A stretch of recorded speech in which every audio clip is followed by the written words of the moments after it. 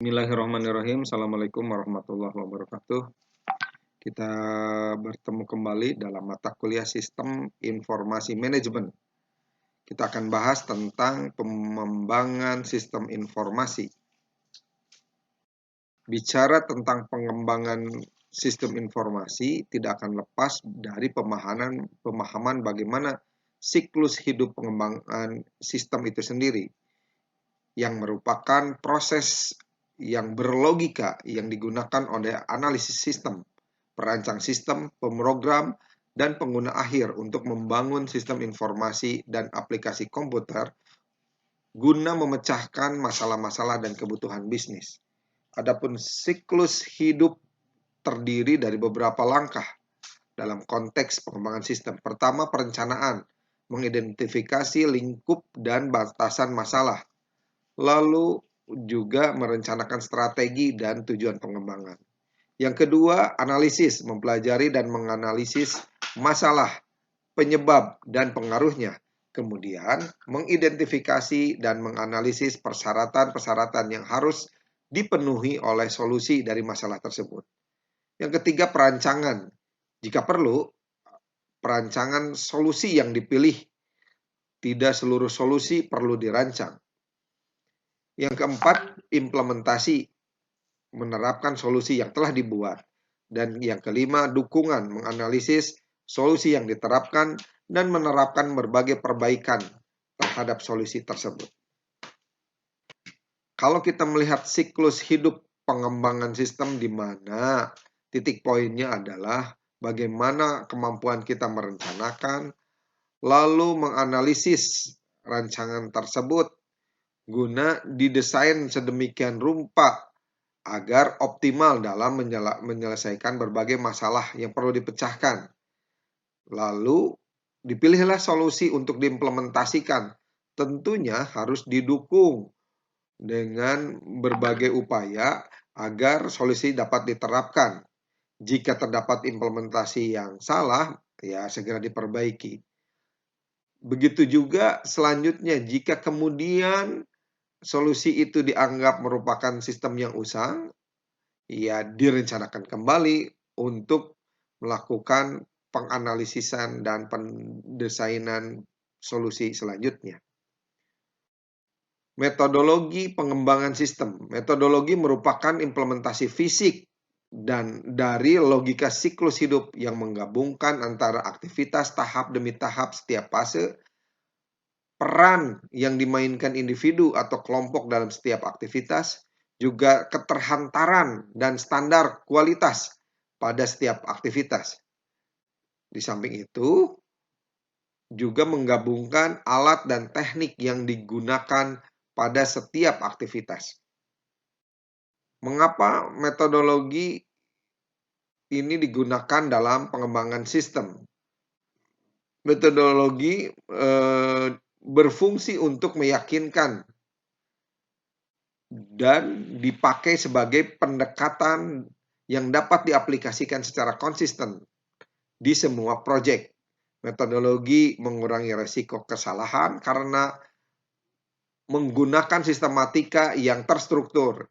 Metodologi menghasilkan dokumentasi yang lengkap dan konsisten, dan metodologi memungkinkan anggota tim memahami hasil kerja tim sebelumnya karena merupakan siklus. Prinsip-prinsip yang melandasi pengembangan sistem.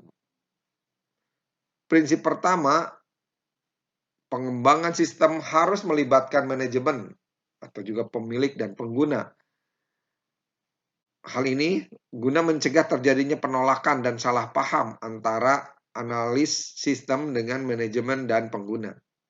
Yang kedua, gunakanlah pendekatan pemecahan masalah, di mana kita ketahui pendekatan pemecahan masalah terdiri atas tahapan-tahapan mempelajari dan memahami masalah dan konteks sistemnya, lalu menyatakan persyaratan-persyaratan solusi dari masalah tersebut. Selanjutnya, mengidentifikasi solusi-solusi yang akan dipilih dan tentunya memilih solusi yang terbaik. Lalu dirancanglah dan diterapkan solusi tersebut. Pada perjalanannya, mengamati dan mengevaluasi dampak dari solusi itu penting guna mampu memperbaiki solusi yang telah diterapkan. Prinsip ketiga, tetapkan fase-fase dan aktivitas-aktivitas pengembangan sistem. Lalu yang keempat, tetapkan standar yang konsisten untuk pengembangan dan dokumentasi. Hal ini dilakukan untuk mendorong komunikasi yang baik dan tidak terputus antara proyek pengembangan sistem atau antar personel pengembangan sistem. Penetapan standar dan metodologi menghindarkan personil sistem dari menggunakan standar dan metodologi secara masing-masing.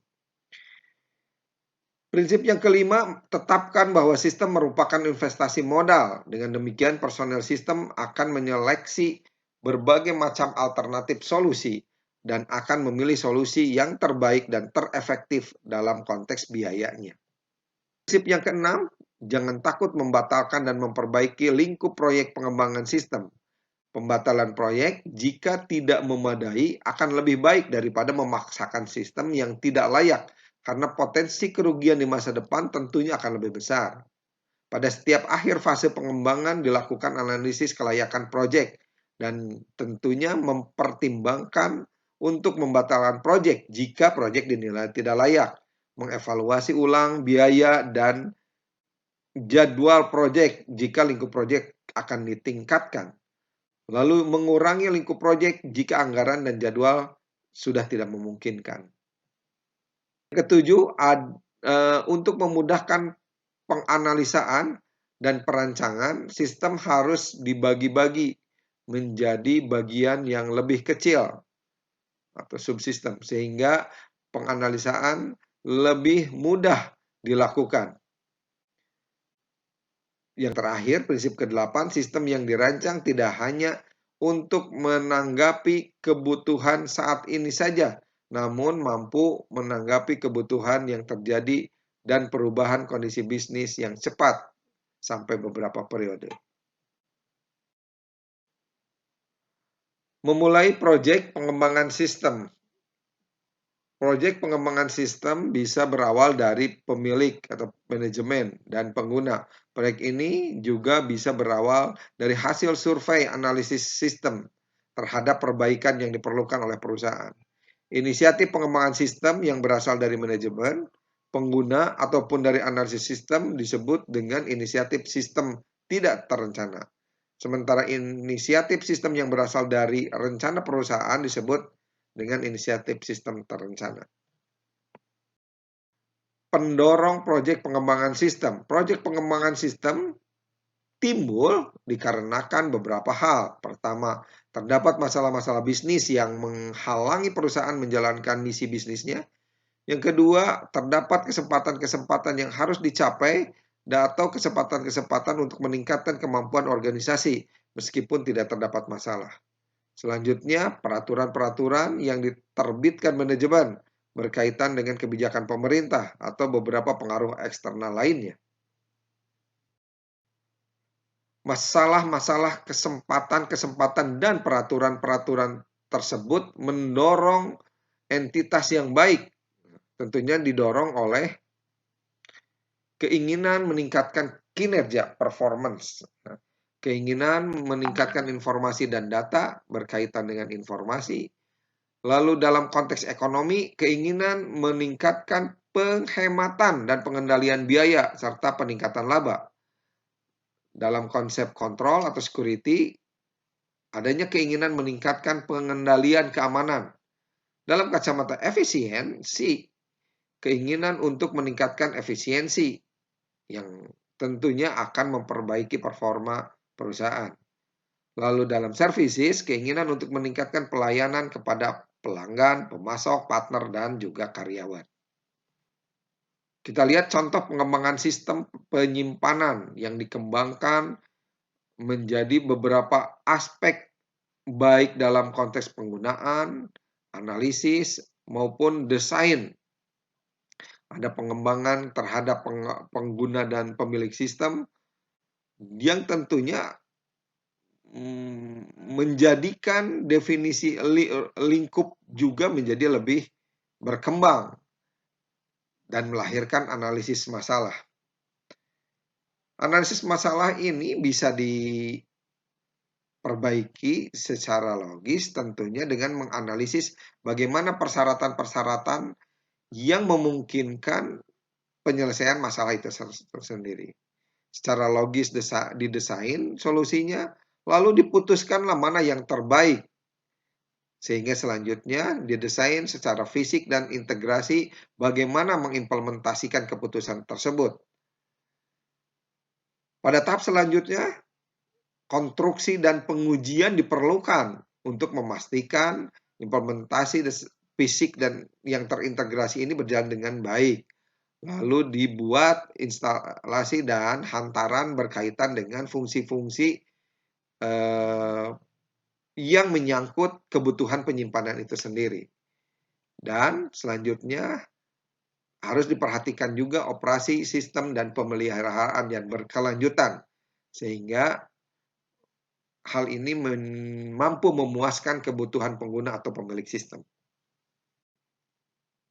Ada 8 fase dalam pengembangan sistem. Yang pertama fase survei atau definisi lingkup, di mana di dalamnya menetapkan konteks proyek, lingkup, anggaran, penetapan staf, dan jadwal. Fase selanjutnya studi atau analisis masalah yang mengidentifikasi dan menganalisis wilayah-wilayah masalah bisnis dan teknis untuk masalah tersebut, serta penyebab dan pengaruhnya. Fase keempat, definisi atau analisis persyaratan yang mengidentifikasi dan menganalisis kebutuhan-kebutuhan bisnis yang harus mampu ditanggulangi agar solusi-solusi dapat dilaksanakan dari masalah tersebut. Yang keempat, fase konfigurasi atau desain logis, di mana di dalamnya mengidentifikasi dan menganalisis bakal solusi teknis yang akan mampu menyelesaikan masalah dan memenuhi kebutuhan bisnis. Selanjutnya, fase kelima yaitu fase pemerolehan analisis keputusan, di mana di dalamnya mampu mengidentifikasi dan menganalisis produk hardware dan software yang akan dibeli.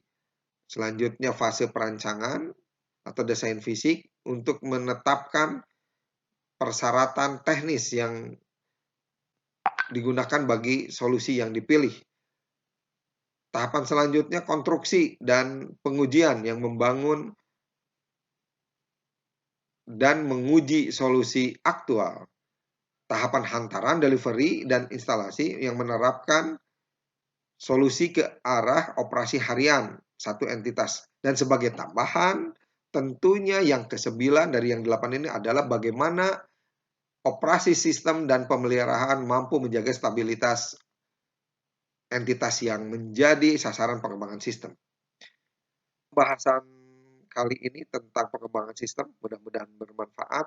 Assalamualaikum warahmatullahi wabarakatuh.